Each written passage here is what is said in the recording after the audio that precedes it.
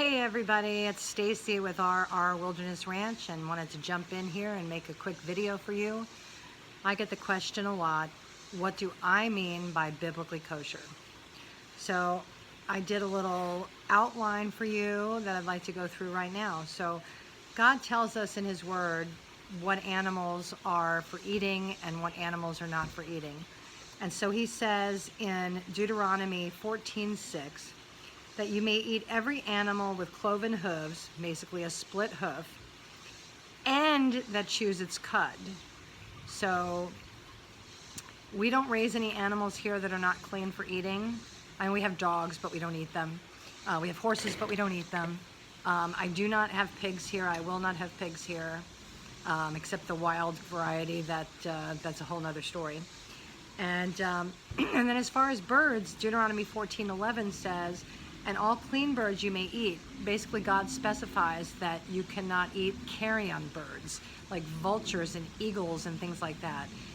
So that's the first primer of biblically kosher. Second is blood.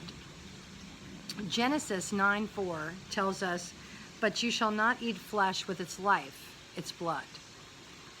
Deuteronomy 12:16 says, only you shall not eat the blood.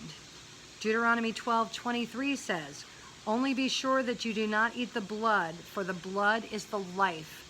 You may not eat the life with the flesh. So blood's a huge thing, and so when we process animals here, or we have a processor process them, we make sure that the animals are completely bled out. Now, as far as chicken goes, we never ever cut their windpipe, because that'll be a strangled animal. That's a whole nother topic. Don't eat strangled meats, right? So we cut the arteries on the sides of their neck. It's a little pinch, and then they lose consciousness. It's a very humane way to die. And so that their heart is beating and their blood is pumping. So that's humane. With our processor for the beef, we have met with him and talked about him, how he does things, and we're assured that their way of doing it drains the most blood out of the animal as possible while the animal is still alive, so without hurting the animal. So we're not certified anything. We're not certified kosher, we're not certified organic, and the reason being is because those things don't mean the same thing as they used to. So kosher, it's a wonderful way to slaughter, but the rabbis that certify it don't care how the animal's raised, and we do. We want to make sure that that animal has the best life possible.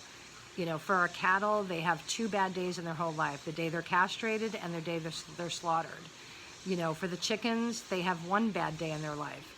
And so we want them to have a great life up until the point that they're food for us. The next thing is salt. Every offering in the Bible is done with salt. Even the bread has salt. And so that's really important. And salt is a natural sanitizing agent. So there's this term called koshering. And so what that is if you buy meat at the grocery store, don't do that. You bring it home, you open up the package, and you put it in a bowl with water, and you add a lot of kosher salt to it. And what this does is the kosher salt will kill any bacteria on there, but it also pulls any blood that's in it out. And so when we do chicken slaughter, that's how we do our final soak of the birds.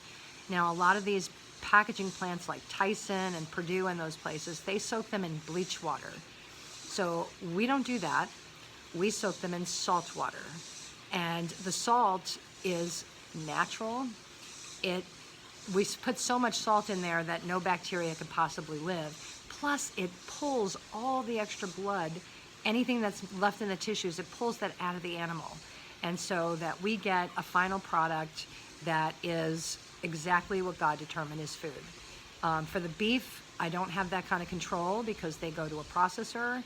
But I would encourage you that other than the ground beef, you can't do it with the ground beef, but with any roasts or steaks or anything like that, that you kosher it for at least a half an hour before you cook it. and it also works as a pretty good tenderizer as well. So that's what we mean by biblically kosher. God has ordained certain things that are food, that are not food, and then things that we shouldn't eat, and how to purify them. So we follow that, and that's what I mean by biblically kosher. We hope to be certified kosher maybe someday in the future, but as of now, the certifications mean nothing to me, you know, whether it's organic or kosher, because neither one of those standards are practiced the way they were intended anymore. So I hope that helps. I hope you guys enjoy the meats, and God bless you, and we'll talk to you soon. Bye-bye.